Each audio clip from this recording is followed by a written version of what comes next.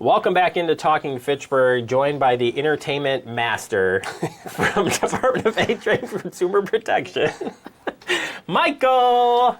Do my little dance. Yeah, so entertainment, meaning we're going to be talking about ticketed events and planning ahead as you're purchasing those tickets, because you probably should purchase those tickets up front, because everybody wants to go to these fun events and everything else. But boy, you and I were kind of talking about this off air here. There's just so many events, so many ways of getting tickets, so many you're like, oh, I can't go now. No, I got to sell my tickets really fast. Maybe I can make a profit. I don't, there's a lot of things here that have changed. One thing that is, it's all digital, which I think also throws in kind of a curveball here. So first and foremost, just anytime you're trying to buy legitimate something, how do you, especially in the ticket world, because there's so many different ticket companies now, how do you suggest starting to do some research just in general when you're going to buy tickets for any ticket event, concerts, baseball games, whatever?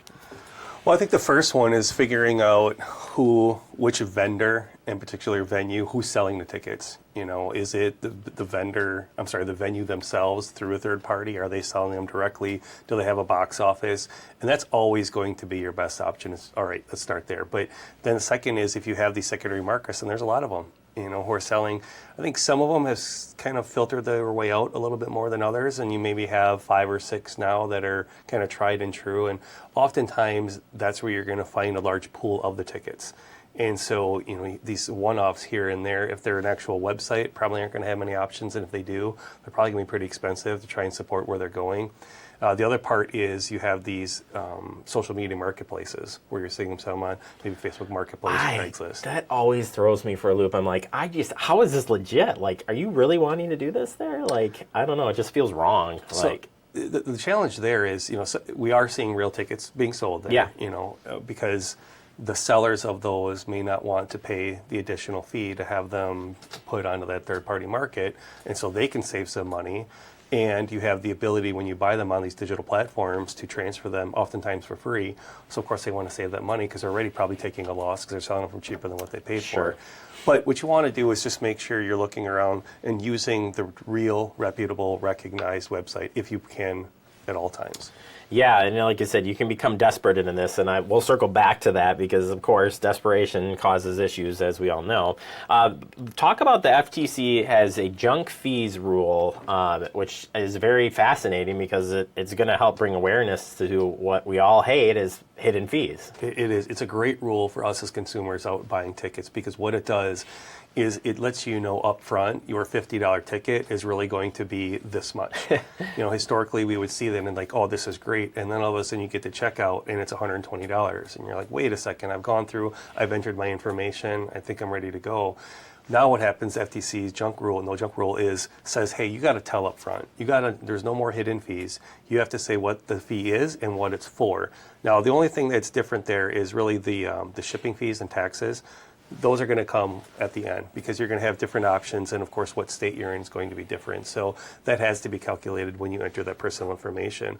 But everything else, and you're seeing that on those digital platforms where they have a button that says, show price with all fees.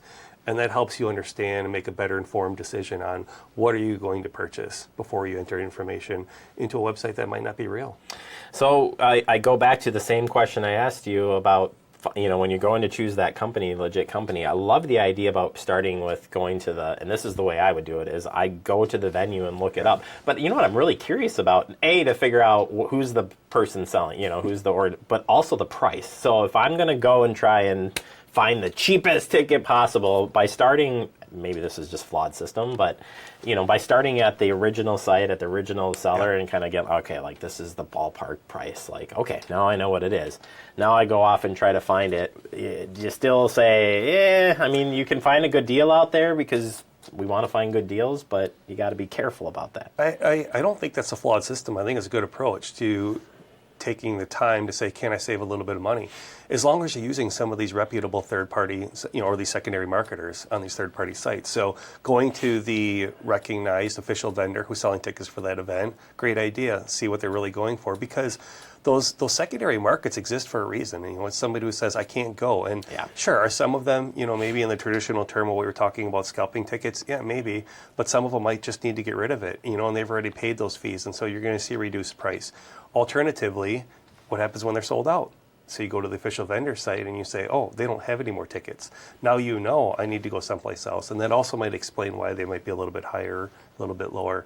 And so it's really an informed decision. There's also a website you can go to, the National Association of Ticket Brokers.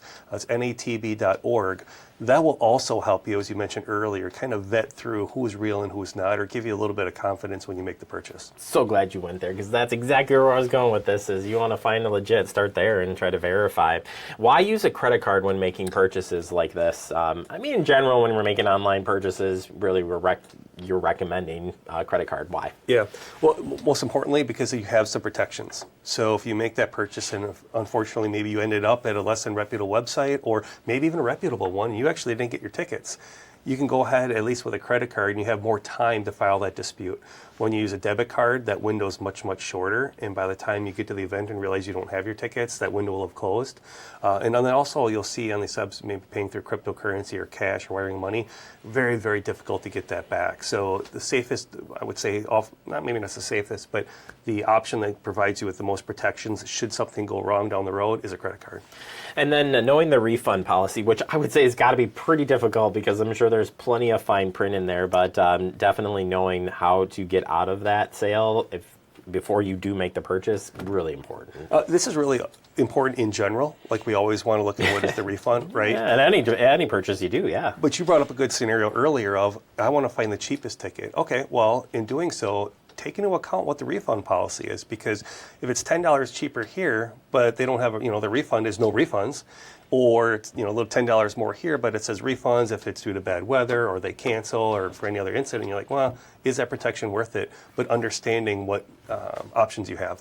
It's not on the notes here, but I'll ask it anyways, and you can say, no, I'm not going to comment on it. But there's a lot of ticketed events and insurance now. Yeah. And those insurance don't guarantee refunds, which I thought was very interesting. Again, depends where you're getting it from, but just in general, if you're going to take insurance on this stuff, what would you suggest doing research-wise there? That's like a whole opening another can of worms. Sure, it's good because insurance is offered on a lot of things, travel, ticketed events, all of it. Yeah. So 2 things. 1, understanding the terms and conditions. What are you paying for? What will you get in return from it? Is it paying 100%? But then also, how would you qualify for the insurance? Some of them might take a pretty significant event for that to say. The other thing I would do is you could check with the Office of Commissioners of Insurance. Check their website here in Wisconsin. They have some information because they would regulate some of the insurance if they're located here. So you might be able to learn a little bit more about what those checks and balances are on whether you want to take it and whether it'll be useful for you. Yeah, because it comes with an extra charge, like $8, and you're like, oh, this is going to protect me, and you're like, oh, actually, it didn't. All it says is if it rained out, I would get some money back, but not. So that fine print again, reading on getting out of those terms, it's just so hard because there's so much information there. So how do you pick and choose and know that it's accurate? You know how to get out of it. I think that's just a matter of being the educated consumer. Yeah. And anything that we do is saying, all right, I'm going to make the most informed decision that I can with the information I could find, and be reasonable about it. We could spend weeks saying I'm going to research all the different options to buy a ticket. Well, if that's the best use of your time, so be it. But yeah, not when the ticket it's like the top concert or the top, and you're like, oh, it's like you only have 5 minutes to buy tickets before it's out. But you also think you bring with insurance. Thinking about potentially forecasting what are a few things that could possibly happen depending on each individual's life situation, and saying, well, maybe that $8 is worth it, because it says maybe a family member's ill. You're like, okay, I don't know where it's going to go. I'll spend the $8 to make sure I get it back. Yeah, and this does bring me to the final point, and I was going to mention is that high pressure of, oh my gosh, this is a once in a lifetime deal, and so you start to buy quick, but you really can, if you can, do some research before the event comes up that you're going to be buying from, and understand, right? Because I would assume that there are some people who are like, man, this is a once in a lifetime thing, and don't do anything but focused in on, I just got to get the ticket. I think what we're talking about here are best practices. Like in a perfect scenario, perfect world, here's the best practices, all things you would do. You're right. I mean, if it's, hey, they're going on sale in 10 minutes, and you just happen to catch it, well, you got 10 minutes to figure it out.